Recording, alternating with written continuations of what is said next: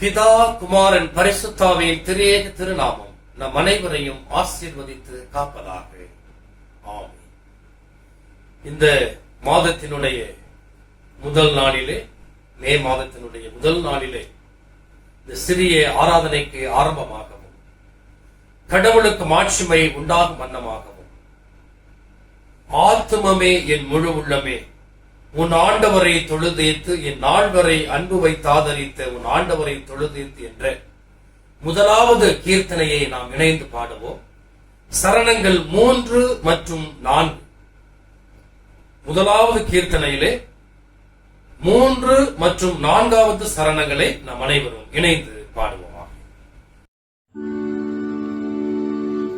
ஆத்துமமே என் முழு உள்ளமே உன் ஆண்டவரை தொழுதேற்று, இந்நாள் வரை அன்பு வைத்தாதரித்த உன் ஆண்டவரை தொழுதேற்று.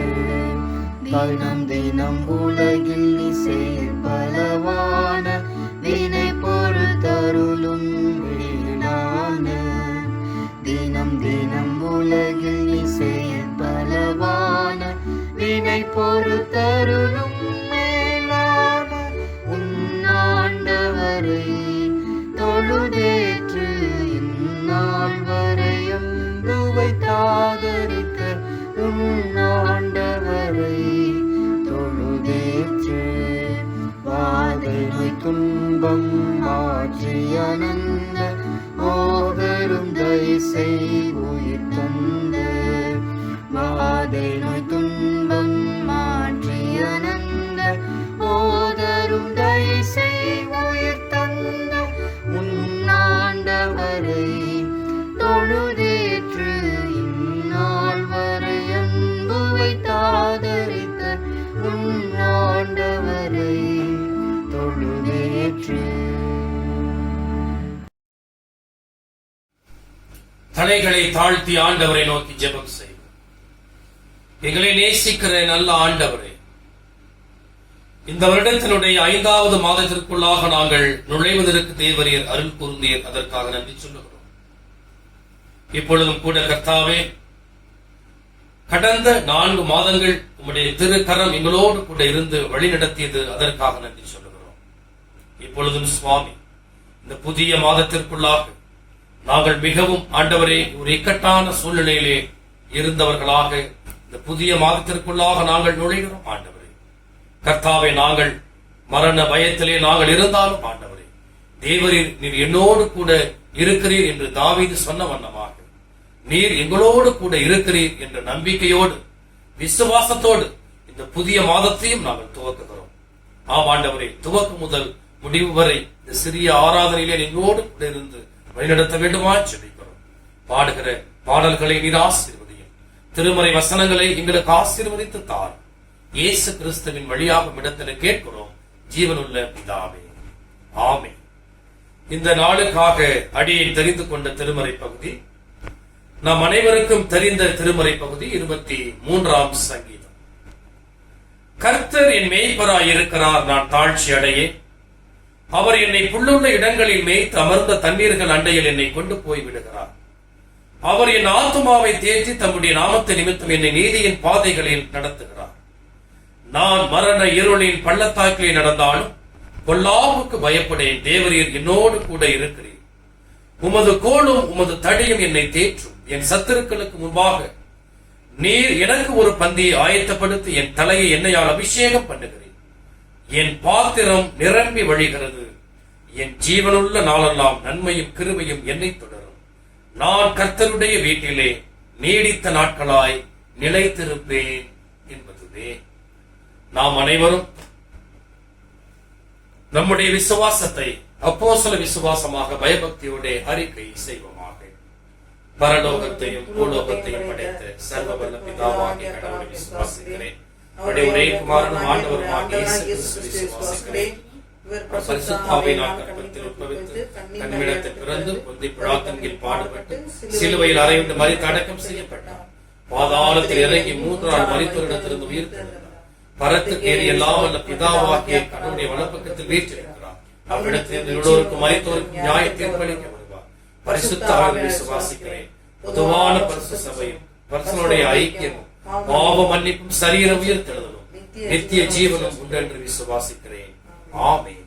நாம் அறிக்கையிட்ட இந்த விசுவாசத்திலே மரணம் வரைந்து நிலைத்திருக்க ஆண்டவர் தாமே நமக்கு துணை அருளி காப்பாராக. ஆமென்.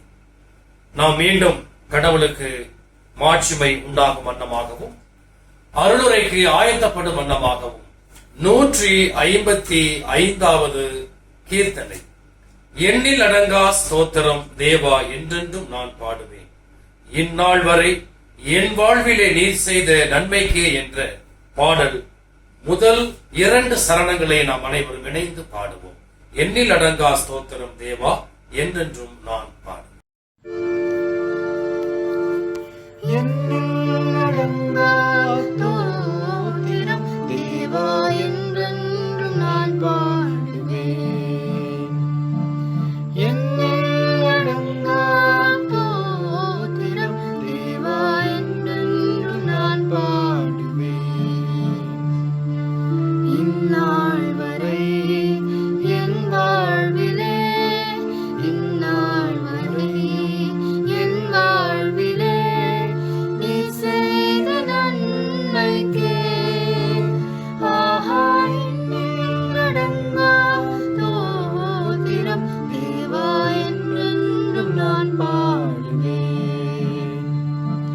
வானாதி வானங்கள் யாவும் அதில் கீழுள்ள ஆகாயமும்,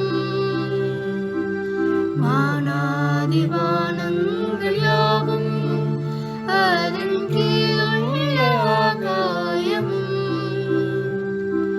பூமியில் காண்கின்ற யாவும் கர்த்தாவுமை போற்றுதே. ஆஹா எண்ணில் அடங்கா ஸ்தோத்திரம் தேவா என்றென்றும் நான் பாடுவேன். நம்முடைய பிதாவாகிய கடவுளிடத்திலிருந்தும் ஆண்டவராகிய இயேசு கிறிஸ்துவின் இடத்திலிருந்தும் உங்களுக்கு கிருபையும் சமாதானமும் உண்டாவதாக. ஆமென். தூய கர்மேல் ஆலயத்தினுடைய பிள்ளைகள், சபை விசுவாசிகள், உங்கள் ஒவ்வொருவருக்கும் ஆண்டவராகிய இயேசு கிறிஸ்துவின் நாமத்தினாலே என்னுடைய வாழ்த்துக்களையும் தோத்திரங்களையும் அன்போடு நான் தெரிவித்துக் கொள்கிறேன். கடவுள் 2020ஆம் ஆண்டிலே நம்மை கரம் பிடித்து அழைத்து வந்தார். அந்த 2020ஆம் ஆண்டினுடைய 5ஆம் மாதத்திற்குள்ளாக நுழைவதற்கு சித்தம் கொண்டார். ஆகவே கடவுளுக்கு முதலாவது துதிகளையும் ஸ்தோத்திரங்களையும் நன்றிகளையும் கோடான கோடியாய் நாம் முதலாவது கடவுளுக்கு என்று நாம் சொல்லிக் கொள்வோம். இப்பொழுது இந்த மாத பிறப்பின் முதல் நாளிலே உங்களோடு நான் பேசுவதற்காக எடுத்துக்கொண்ட திருமறை பகுதி என்னவென்று பார்த்தோம் என்று சொன்னால், நாம் எல்லோருக்கும் அறிமுகமான ஒரு திருமறை பகுதி, சங்கீதம் 23. அதிலே குறிப்பாக 4ஆம் வசனம், நான் மரண இருளின் பள்ளத்தாக்கில் நடந்தாலும் பொல்லாப்புக்கு பயப்படேன், தேவரீர் என்னோடு கூட இருக்கிறீர், உமது கோலும் உமது தடியும் என்னை தேற்றும்.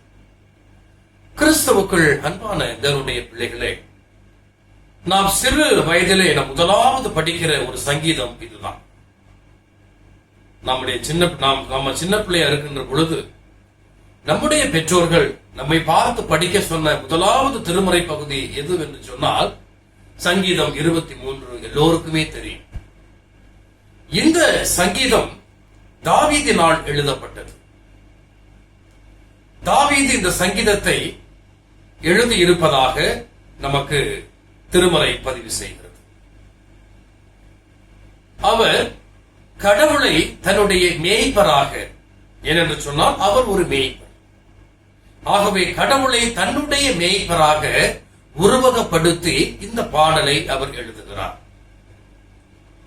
சென்ற வாரம் பழைய ஏற்பாட்டு பகுதி கூட நமக்கு சங்கீதம் 23ஆம் அதிகாரம் 3வது 23 தான். இந்த நாளிலும் கடவுள் எப்படி தாவீதை மரண இருளின் பள்ளத்தாக்கிலே நடந்தாலும் பொல்லாப்புக்கு பயப்படேன் என்று சொல்லுகிற அளவுக்கு அவர் எப்படி தாவீதை வழிநடத்தினார் என்று நாம் பார்க்கிறோம். ஏனென்று சொன்னால் இந்த நேரத்திலே இப்பொழுது நாம் அப்படிப்பட்ட சூழல்ல தான் இருக்கிறோம். அப்படிப்பட்ட சூழல் தான் மரண இருளின் பள்ளத்தாக்கு.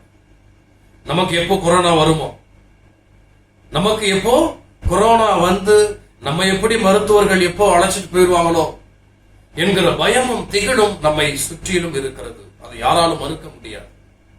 ஒரு சக மனிதனை தொடுவதற்கு நாம் யோசிக்கிறோம். ஒரு கடைக்கு போயிட்டு வந்தால் வீட்டிலே கைகளை கழுவுகிறோம். இப்படி எல்லா வகையிலுமே நம்மை நாமே பாதுகாத்துக் கொண்டிருக்கின்றோம். காரணம் கொரோனா என்கிற ஒரு தொற்று. அந்த கொரோனா என்கிற வைரஸ் நமக்குள்ளாக வந்தால் அதற்கு மருந்து இல்லை. ஆகவே மரணம் நிச்சயம் என்பது எல்லோருக்குமே தெரிந்தபடியினால் அதற்கான பயம். அதிலிருந்து மீண்டு வருகின்ற பிள்ளைகளும் இருக்கிறார்கள், அதை மறுக்க முடியவில்லை. இருந்தாலும் நமக்கு ஒரு பயம். ஆக இந்த இடத்துல இப்பொழுது நாம் எப்படி இருக்கிறோமோ அதே போலதான் தாவீதும் ஒரு காலத்துல இருந்தார். அவர் ஆடு மேய்த்துக் கொண்டிருக்கிறார். ஆடு மேய்த்துக் கொண்டிருக்கின்ற பொழுது அவர் சந்திக்காத பிரச்சனைகள் அல்ல. இஸ்ரேல் பாலஸ்தீன தேசம் என்பது நம்ம நாட்டில் இருக்கிற வயல்வெளிகள் புல்வெளிகளை போல அல்ல. மாறாக அது மலைகளும் பள்ளத்தாக்கும் நிறைந்த ஒரு பகுதி. அங்கே ஆடுகள் மேய்க்க வேண்டும் என்று சொன்னால் பள்ளத்தாக்கு, மலைகள் இது போன்ற இடங்களில் ஆடுகளை அழைத்து செல்ல வேண்டும். ஆக அப்படிப்பட்ட ஒரு சூழ்நிலையிலே காட்டு துஷ்ட மிருகங்கள் ஆடுகளை பட்சித்து உண்ணும். ஆக சவால் நிறைந்த இந்த மேய்ப்பு பணியை தான் தாவீதும் செய்து கொண்டு வந்தார். ஒருமுறை அவர் தன்னுடைய சகோதரர்களை சந்திப்பதற்காக அவர் செல்லுகிறார்.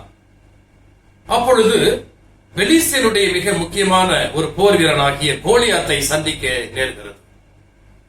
அப்பொழுது இஸ்ரவேலை அவன் மிகவும் நிந்திக்கிறான். இதை கேட்டுக் கொண்டிருக்கிறார். அப்பொழுது அவர் சொல்றார், சவுல்ட்ட போய் நான் அந்த பெலிஸ்தனை எதிர்த்து யுத்தம் செய்வேன் என்று சொல்லுகிறார். அப்பொழுது எப்படி உனக்கு சண்டை தெரியாது, ஒண்ணும் தெரியாது, எப்படி நீ அவனை வீழ்த்த போகிறாய் என்று சொன்ன பொழுது தாவீது சொன்ன ஒரு காரியம் என்னன்னு கேட்டீங்கன்னா 1 சாமுவேல் 17ஆம் அதிகாரம் 34 37 முடிய உள்ள திருவசனத்துல பாத்தீங்க அப்படின்னு சொன்னா, நான் ஆடு மேய்த்துக் கொண்டிருக்கின்ற பொழுது காட்டு துஷ்ட மிருகங்கள் என்னுடைய ஆட்டை வேட்டையாடுவதற்கு வரும். அப்பொழுது நான் அந்த துஷ்ட மிருகத்தை வேட்டையாடி அதை கொல்லுவேன், என்னுடைய ஆட்டை நான் பாதுகாப்பேன் என்று தாவீது அந்த இடத்திலே தன்னை குறித்து சொல்லுவார்.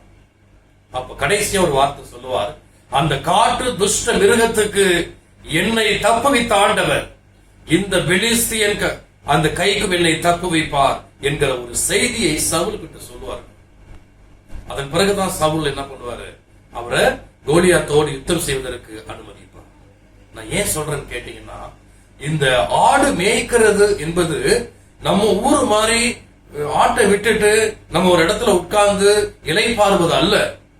மாறாக பள்ளத்தாக்குகளும் குகைகளும் மலைகளும் ஏறி இறங்கக்கூடிய இடத்திலே ஆடுகள் மேய்க்க வேண்டும். அப்படிப்பட்ட ஒரு சூழ்நிலையில அந்த காட்டு துஷ்ட மிருகம் கொஞ்சம் நம்ம கேர்லெஸ்ஸா இருந்தா கூட அது நம்மையே பீறிட்டு விடும். நம்மளையே அந்த காட்டு மிருகம் கொன்றுவிடக்கூடிய அதிபயங்கரமான துஷ்ட மிருகங்கள் இருந்தது. ஆனால் கடவுள் அற்புதமாக தாவீதை காப்பாற்றினார். தாவீதை மட்டும் காப்பாற்றவில்லை, தாவீது மேய்த்து வந்த அந்த ஆடுகளையும் காப்பாற்றினார் என்று பைபிள் இந்த இடத்திலே சொல்லுகிறது. அததான் அவர் எழுதுறாரு, நான் மரண இருளின் பள்ளத்தாக்கிலே நடந்தாலும் பொல்லாப்புக்கு பயப்படேன், தேவரீர் என்னோடு கூட இருக்கிறேன். கிறிஸ்துவுக்குள் அன்பான தேவனுடைய பிள்ளைகளே, தாவீது அனுதினமும் இந்த ஆடுகளை மேய்க்கின்ற பொழுது அனுதினமும் மரண இருளின் பள்ளத்தாக்கிலே நடந்திருப்பான். அனுதினமும் துஷ்ட மிருகம் எப்பொழுது ஆடுகளை பட்சித்து தின்ன வருமோ என்று அவன் தூங்காமல் கூட விழித்திருந்து தன்னுடைய ஆடுகளை அவன் பாதுகாத்திருப்பான். அப்படிப்பட்ட ஒரு சூழ்நிலையில தான் கடவுள் அவனையும் பாதுகாத்தார், அவன் மேய்த்த ஆடுகளையும் பாதுகாத்தார். அது மட்டுமல்ல, அவன் அந்த துஷ்ட மிருகத்தை அவனிடத்திலே கடவுள் ஒப்பு கொடுத்தார். ஆக கிறிஸ்துவுக்குள் அன்பான அதனுடைய பிள்ளைகளே, இந்த சங்கீதம் ஏதோ ஒரு மனப்பாட சங்கீதம் மாதிரி அல்ல. தாவீது தன்னுடைய வாழ்க்கையிலே நடந்த அனுபவத்தை ஒரு பாடலாக இந்த இடத்திலே அவர் சொல்லுகிறார். நான் மரண இருளின் பள்ளத்தாக்கில் நடந்தேன், என் ஆடுகளை ஓட்டி சென்றேன், என் ஆடுகளுக்கு எப்பொழுது எந்த நேரத்திலும் ஆபத்து வரும், இப்படிப்பட்ட சூழலிலே நான் ஆடுகளை மேய்த்தேன், ஆனால் ஆண்டவர் என்னோடு கூட இருந்தார். தேவரீர் என்னோடு கூட இருக்கிறீர், உமது கோலும் உமது தடியும் என்னை தேற்றும் என்று மிக அற்புதமான பாடலை இந்த இடத்திலே பதிவு செய்கிறார். கிறிஸ்துவுக்குள் அன்பானதனுடைய பிள்ளைகளே, இது ஆடு மேய்க்கிற நம்ம ஊர் மாதிரி இல்லைங்க. மாறாக அங்கே ஒரு சவால் நிறைந்த ஒரு பணியாகத்தான் அங்கே இருந்திருக்கிறது என்பதை தாவீது தன்னுடைய அனுபவத்தின் மூலமாக இந்த இடத்திலே சொல்லுகிறார். சரி, துஷ்ட மிருகத்துக்கிட்ட மட்டுமா அவருக்கு போராட்டம்? அந்த மிருகத்துக்கிட்ட மட்டுமா அவருக்கு துன்பம் கஷ்டம் வந்துச்சு? எல்லா இடங்களிலும் அவருக்கு கஷ்டம். அவர் ஆட்சி அரியணையிலே அவர் அமர்ந்த பொழுது எல்லா இடத்திலும் போர். ஒரு மன்னனுக்கு ஒரு நாட்டிலே போர் புரிவது என்பது சாதாரண விஷயம் அல்ல. அதனால் வருகின்ற இழப்புகளை சந்திப்பது என்பது சாதாரண விஷயம் அல்ல. இப்படி எல்லாவற்றிலும் தாவீதுக்கு நிறைய போராட்டங்களும் கஷ்டங்களும் துன்பங்களும் நிறைந்த ஒரு வாழ்க்கை தான் வந்தது. எல்லா நேரங்களிலும் மரண இருளின் பள்ளத்தாக்கிலே நடக்கின்ற ஒரு அனுபவம் அவனுக்குள்ளாக இருந்தது. இருந்தாலும் எல்லாவற்றையும் தாவீது மேற்கொண்டான். எப்படி என்றால், கர்த்தர் அவனோடு இருந்தார். அவனே சொல்றான், தேவரீர் என்னோடு கூட இருக்கிறீர், உமது கோலும் உமது தடியும் என்னை தேற்றும் என்று சொல்லுகிறான். அன்பான அதனுடைய பிள்ளைகளே, இது மட்டுமல்ல, கடவுள் இன்னொரு இடத்துல எப்படி தாவீதை காப்பாற்றினார் என்று நாம் பார்ப்போம். கிறிஸ்துவுக்குள் அன்பான இதனுடைய பிள்ளைகளே, தாவீது இந்த துஷ்ட மிருகத்தோடு மட்டும் போராடவில்லை, மனிதர்களோடும் போராடுகிறான். இன்னும் சொல்ல போனால், இஸ்ரவேலின் ராஜாவாக இருந்த சவுலோடு அவன் போராடிய போராட்டம் என்பது கொஞ்சமல்ல, நஞ்சமல்ல. பல போராட்டங்களை அவன் சந்திக்கிறான். அததான் அவன் எழுதுறாரு, நான் மரண இருளின் பள்ளத்தாக்கிலே நடந்தாலும் பொல்லாப்புக்கு பயப்படேன். அவன் நடந்த வழிகள் எல்லாமே மரண இருளாக இருந்தது. அவனுக்கு எப்பொழுது ஆபத்து தன்னை நோக்கி வருமோ என்கிற கேள்விக்குறியோடே அவன் ஒவ்வொரு நாளையும் அவன் கழிக்க தொடங்கினான். தாவீது கோலியாத்தை மேற்கொண்ட பிறகு, நமக்கு எல்லோருக்குமே தெரியும் இந்த வரலாறு. தாவீது கோலியாத்தை மேற்கொண்ட பிறகு மக்கள் எல்லோரும் ஆரவாரம் செய்கிறார்கள். சவுல் கொன்றது 1000, தாவீது கொன்றது 10000 என்று சொல்லி மக்கள் தாவீதை புகழ்ந்து பாடுகிறார்கள். அந்த காலகட்டத்தில் சவுலுக்கு கோபம் வருகிறது, எரிச்சல் வருகிறது. ஆகவே தாவீதை கொலை செய்ய திட்டம் போடுகிறான். நிறைய முறை தாவீதை கொலை செய்வதற்கு அவன் திட்டம் போடுகிறான். ஆனால் எந்த முறையும் அவனால் அதை செய்ய முடியவில்லை. காரணம், இந்த திருவசனம் சொன்னது, தேவரீர் என்னோடு கூட இருக்கிறீர், கர்த்தர் தாவீதோடே கூட இருந்தார். 1 சாமுவேல் 24 அதிகாரத்துல பாத்தீங்க அப்படின்னு சொன்னா, ஒரு கெபிக்குள்ளார தாவீதினுடைய ஆட்களோடு அவன் மறைந்திருப்பான். அதே கெபிக்குள்ள சவுலும் 3000 போர் வீரர்களோடு அந்த கெபிக்குள்ள போவான் தாவீதை தேடி. அப்பொழுது தாவீது என்ன செய்வாரு, அந்த இடத்துல நல்லா நீங்க பாத்தீங்கன்னா, சவுலிடத்தில் தாவீதை ஒப்புக் கொடுக்க மாட்டார், மாறாக தாவீதின் இடத்திலே சவுலை கடவுள் ஒப்புக் கொடுப்பார். தாவீது என்ன செய்வார் கேட்டீங்கன்னா, அந்த சவுலினுடைய வஸ்திர தொங்கலை அறுத்து அந்த கெபியை விட்டு வெளியிலே வருவார். வெளியே வந்து அந்த இடத்துல ராஜாவாகிய என் ஆண்டவனே என்று சொல்லுவார் சவுலை நோக்கி. சவுலுக்கு ஆச்சரியமா இது தாவீதுடைய குரலாச்சே அப்படின்னு திரும்பி பார்க்கின்ற பொழுது கொஞ்சம் தூரத்திலே தாவீது நின்று சொல்லுவான், நான் உன்னுடைய வஸ்திரத்தின் சால்வையின் ஓரத்தை நான் அறுத்தேன், உன்னை கொலை செய்வதற்கு ரொம்ப நேரம் எனக்கு பிடிச்சிருக்காது, ஆனாலும் நீ கடவுளால் அபிஷேகம் செய்யப்பட்ட மனிதன் என்பதால் நான் உன்னை தொடவில்லை என்று சொல்லி அந்த இடத்திலே அவன் சவுலை கொலை செய்யாமல் அவனுக்கு இரக்கம் காட்டுகிறான். அன்பான தேவனுடைய பிள்ளைகளே, சவுலுகிட்ட இருந்தது ராஜா என்கிற அதிகாரம், நிறைய போர் வீரர்கள், சவுல் சொன்னால் செய்வதற்கு நிறைய பேர் இருந்தார்கள். அப்படி மகா வலிமை கொண்ட ஒரு சவுல் சாதாரண ஆடு மேய்க்கிற சிறுவனிடத்தில் வந்து கடவுள் அவனை சரணடைய செய்கிறார் என்று சொன்னால் கடவுள் அவனோடு கூட இருந்தான். அவன் மரண இருளின் பள்ளத்தாக்கில் நடந்தாலும் தேவரீர் என்னோடு கூட இருக்கிறீர் என்ற திருவசனம், அவன் ஏதோ அந்த ஆட்டு மந்தையை மேய்க்கின்ற பொழுது துஷ்ட மிருகங்கள் அவனை தாக்காமல் கடவுள் அவனை பாதுகாத்ததனால் மட்டுமல்ல, மாறாக சவுல் என்கிற ராஜா அது மட்டுமல்ல, மிகப்பெரிய படை வீரர்களோடு தாவீதை கொலை செய்ய வந்த பொழுதும் கூட சவுலின் கைக்கு தாவீதை கடவுள் ஒப்புக் கொடுக்கவில்லை. கடவுள் அவனோடு கூட இருந்தான். ஆக இந்த 23ஆம் சங்கீதம் என்பது ஒரு மனப்பாட சங்கீதமாக மட்டுமே நாம் நினைத்திருக்கிறோம். ஆனால் இது தாவீதினுடைய வாழ்க்கை அனுபவம். எப்பொழுதும் போராட்டம், எப்பொழுது அவனை தாக்க வருமோ துஷ்ட மிருகங்கள் மட்டுமல்ல, சவுல் அவன் அரசனான பிறகு பாத்தீங்க அப்படின்னு சொன்னா நிறைய போர்கள்.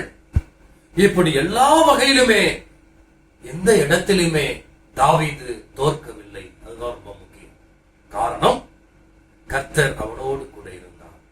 கிறிஸ்துவுக்குள் அன்பானவர்களே, அந்த துஷ்ட மிருகத்துக்கு தாவீதை காப்பாற்றிய கடவுள், சவுலின் கையில் இன்று தாவீதை காப்பாற்றிய கடவுள்,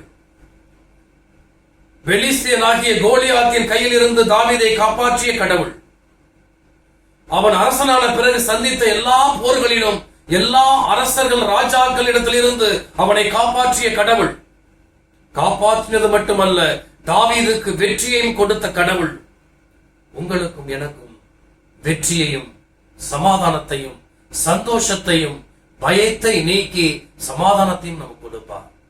நம்ம நினைக்கலாம் கொரோனா என்கிற வைரஸ் இல்ல, அதை விட பெரியவர் நம்மோடு இருக்கிறார், அது நம்ம ஒன்றும் பண்ணாது. நம்ம நினைக்கலாம், நான் அவங்கள தொட்டா எனக்கு வந்துருமோ, அவங்கள தொட்டா எனக்கு வந்துருமோ, நான் அவருடைய அருகில் என்று பேசினாலே என்னிடத்தில் வருமோ. நமக்கு ஜாக்கிரதை முக்கியம், அதே நேரத்திலே நமக்கு விசுவாசமும் நம்பிக்கையும் முக்கியம். அன்பான தேவனுடைய பிள்ளைகளே, இவை எல்லாவற்றையும் விட என்னை காக்கிற கடவுள் என்னோடு இருக்கிறார். நான் மரண, இனி எல்லாரும் சொல்லுங்க அந்த வசனத்தை, நான் மரண இருளின் பள்ளத்தாக்கில் நடந்தாலும் பொல்லாப்புக்கு பயப்படேன், காரணம் தேவரீர் என்னோடு கூட இருக்கிறேன். கொரோனா என்கிற அந்த தொற்று வியாதிக்கு பயந்தவனாக நான் இருந்தாலும், நான் மரண இருளில் நடந்தாலும், எனக்கு அரசாங்கம் பல நெருக்கடிகளை கொடுத்தாலும், எனக்கு உயிர் பயம் இருந்தாலும் இதற்கெல்லாம் நான் பயப்பட மாட்டேன். காரணம், கடவுள் என்னோடு கூட இருக்கிறார், கர்த்தர் என்னோடு கூட இருக்கிறார். இந்த மே மாதம் ஆண்டவரை ஆகிய பிள்ளைகளாகிய நமக்கு நாம் சிந்திக்க வேண்டியது, நம் மனசுல எண்ணிக்கொள்ள வேண்டியது, கர்த்தர் என்னோடு கூட இருக்கிறார். தாவீது கூட இருந்த கர்த்தர், தாவீதை அந்த துஷ்ட மிருகத்துக்கு காப்பாற்றிய ஆண்டவர், கோலியாத்தின் கையில் இன்று காப்பாற்றிய ஆண்டவர், சவுலினுடைய கையில் இன்று காப்பாற்றிய ஆண்டவர், மற்ற எல்லா போர்களில் நின்றும் காப்பாற்றிய ஆண்டவர் நம்மையும் காப்பாற்றுவார். என்று சொன்னால் தாவீது வணங்கிய அதே கடவுளை தான் நாமும் வணங்குகிறோம். தாவீது நேசித்த அதே கடவுளை தான் நாமும் நேசிக்கிறோம். தாவீது யாரை ஆண்டவர் மேய்ப்பர் என்று சொன்னாரோ அவர்களையே நாமும் மேய்ப்பர் ஆண்டவர் என்று சொல்லுகிறோம். ஆகவே தாவீதை காப்பாற்றிய கடவுள். நல்லா பாருங்க, அந்த இடத்துல தாவீதை காப்பாற்ற மட்டும் செய்யலங்க, தாவீது கிட்ட எல்லாரையும் ஒப்பு கொடுத்தார். தாவீது கிட்ட எல்லாரும் சரண்டர் ஆகிறாங்க. ஆக காரணம், கர்த்தர் தாவீதோடு கூட இருந்தார். கிறிஸ்துவுக்குள் அன்பானவர்களே, நாம் பயத்தோடு இருப்பேமையானால் கவலைப்படாது. எனக்கு அந்த கொரோனா நோய் என்கிற பயம் இருக்குமாயின் டோன்ட் வரி, கவலைப்படாதீங்க. கர்த்தர் நம்மோடு இருக்கிறார் என்கிற நம்பிக்கையும் அந்த விசுவாசமும் இந்த மே மாதத்திலே நமக்கு வரும். சீக்கிரமாக அந்த வைரஸ் நம்மை விட்டு அகன்று போகும். நம்முடைய நாட்டை விட்டு அகன்று போகும். மீண்டும் நம்முடைய ஆலயம் திறக்கப்படும். அப்பொழுது புதிய உற்சாகத்தோடு, புதிய சந்தோஷத்தோடு, புதிய சிந்தனையோடு, புதிய எண்ணத்தோடு நாம் கடவுளை துதிக்க போகிறோம், வழிபட போகிறோம், ஆராதிக்க போகிறோம். அந்த நாளுக்காக நீங்கள் காத்திருங்கள். அந்த நாளுக்காக எல்லோரும் ஜெபம் செய்யுங்கள். உங்கள் இல்லங்கள் ஆலயங்களாக மாற வேண்டும். கிறிஸ்துவுக்குள் அன்பான என்னுடைய பிள்ளைகளே, நாம் இந்த மே மாதத்திலே நமக்கு இருக்க வேண்டிய திருமறை வசனம், எல்லா வசனமும் முக்கியம்தான். இந்த வசனம் ஒரு வாக்குத்தத்த வசனமா எடுத்துக்காங்க.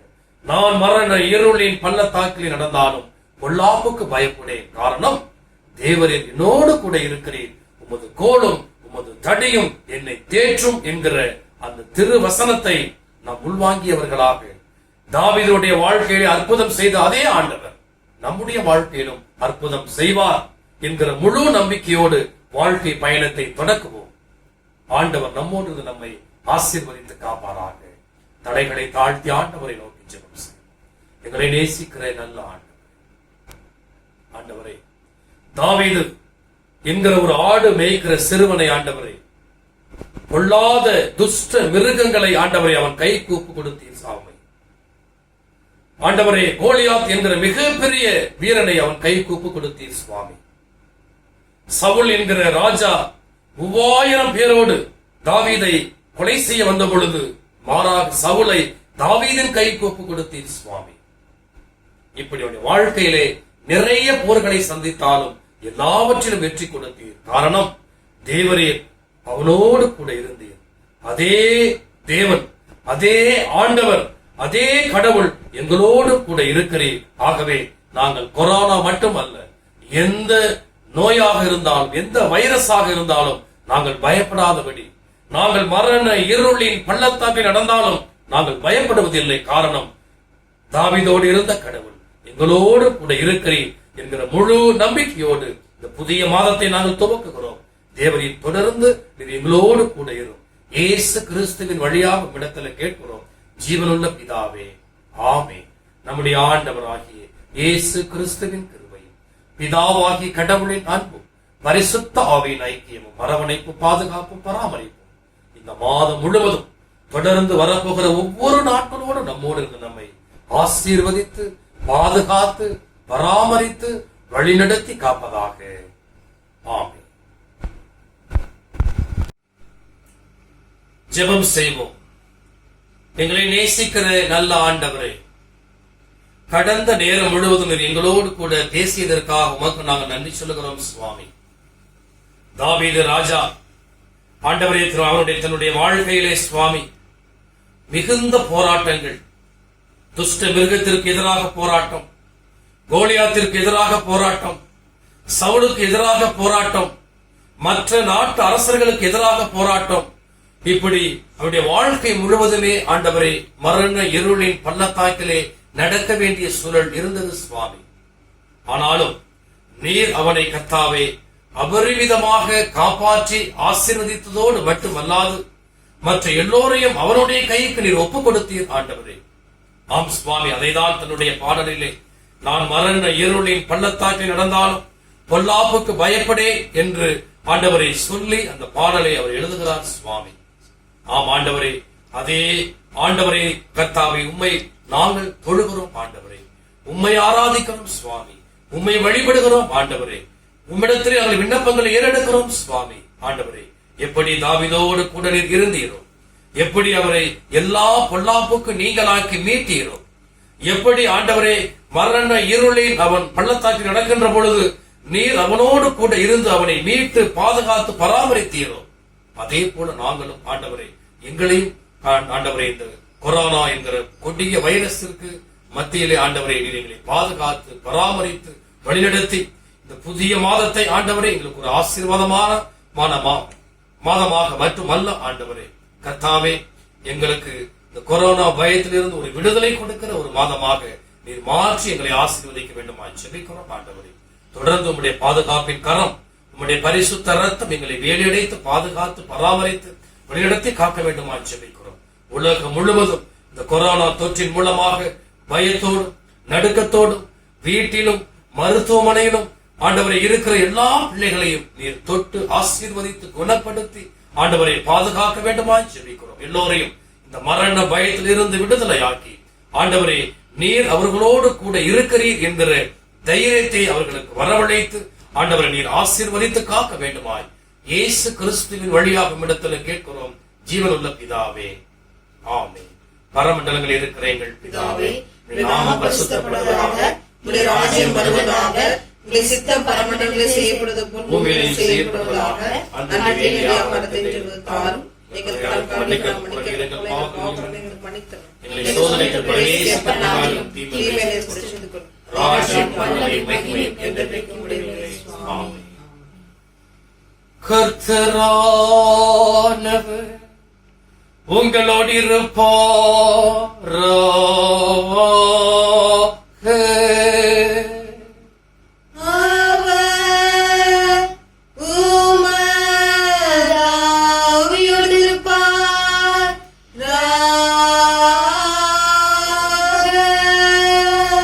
கர்த்தரானவர் உன்னை ஆசீர்வதித்து உன்னை காப்பாராக.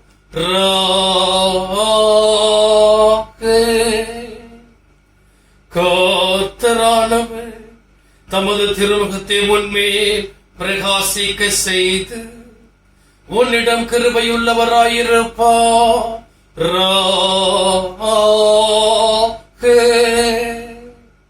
கர்த்தரானவர் தமது திருமுகத்தை உனக்கு பிரசன்னமாக்கி உனக்கு சமாதானம் தந்தருளுவாராக.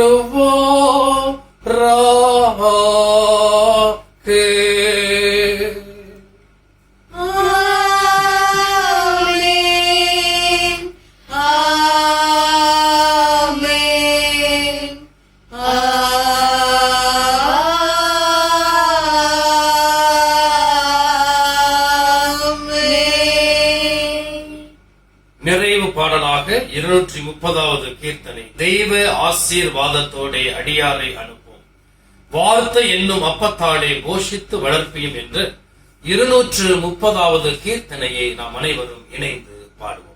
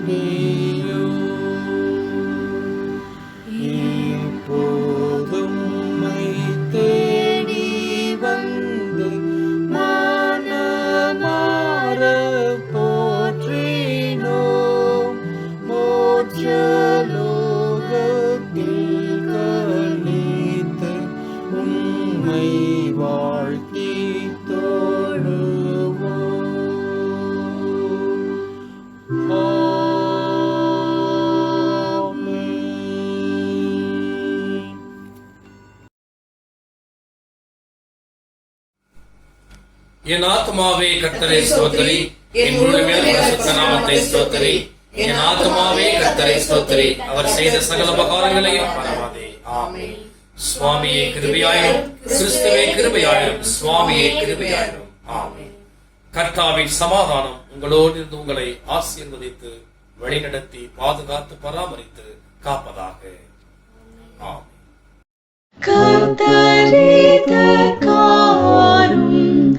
ஆசீர்வாதம் தாரும், எங்கள் மேலும் முகத்தை வைத்து வீசாமொழியே.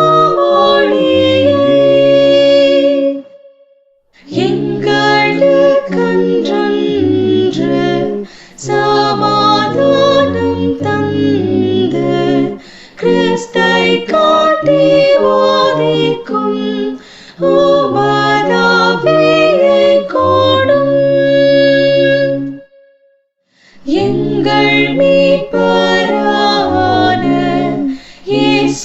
பிதாவின் மேலான நாமத்துக்கு மகிமை. ஆமென். கேட்பேன்